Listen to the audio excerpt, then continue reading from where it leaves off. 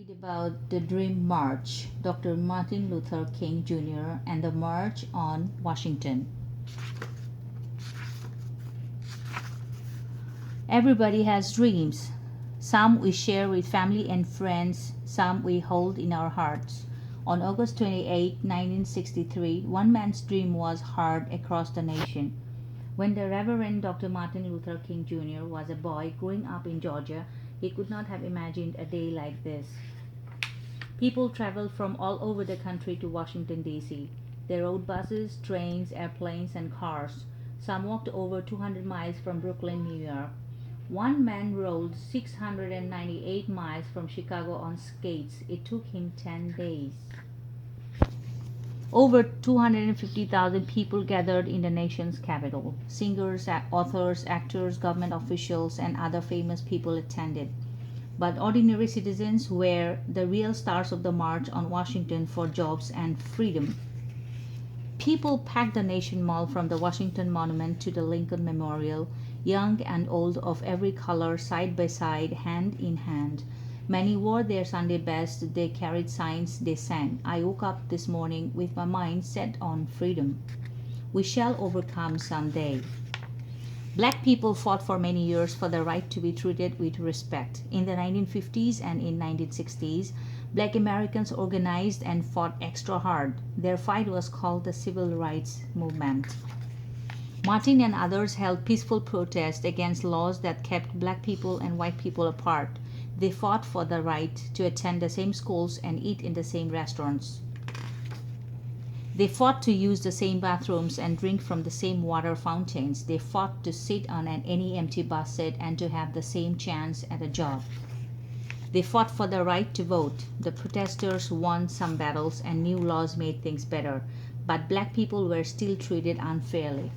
In 1963, activists of Philip Randolph and Bayard Rustin and other civil rights leaders decided to take the fight to the nation's center of power, Washington, D.C.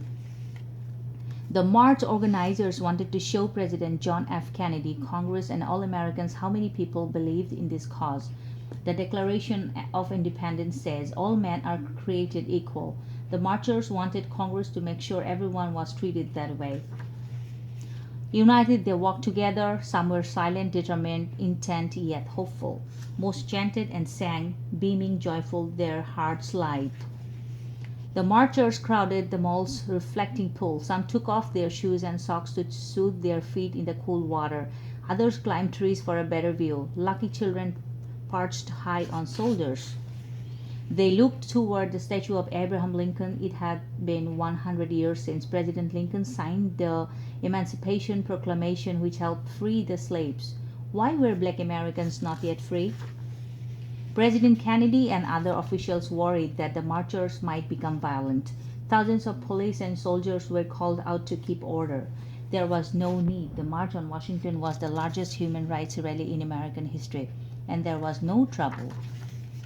Martin had one of the strongest voices of civil rights. He had been jailed for standing up for black people. His house was firebombed by people who wanted him to stop, but he did not scare easily. Martin was a minister. He had faith, and wow, could he preach? When Martin spoke, it was as if he could read the minds of people and feel what was in their hearts. Other leaders gave inspiring speeches at the march, but Martin's words on that hot August day made history. In his speech, Martin said black people were tired of waiting for their rights. He said, now is the time for justice. Now is the time for brotherhood. He said no one is free until everyone is.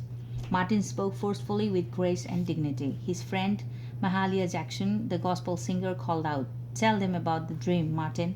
He put aside his written words. I have a dream, Martin said, that little black boys and black girls will be able to join hands with little white boys and white girls as sisters and brothers. Martin had a dream that his children would live in a country where they would not be judged by their skin color but by the content of their character. Martin had a dream that when children sing My Country is of Thee, Sweet Land of Liberty, the words ring true for everyone. He spoke of faith and truth, love and hope. Finally, Martin said, his voice like thunder, let freedom ring from every hill and every mountainside, from every state and every city. Let freedom ring, and if we do, people of all colors and all faiths will join hands and sing. Free at last, thank God Almighty, we are free at last. Marchers cheered and cheered, some wept tears of pride, joy, and hope. They would never forget this day. Many who had been strangers before the march were forever bonded by that moment in time. People all over the country watched the march on television or listened on the radio. They felt the spirit of the day too. They were reminded that all people are meant to be free.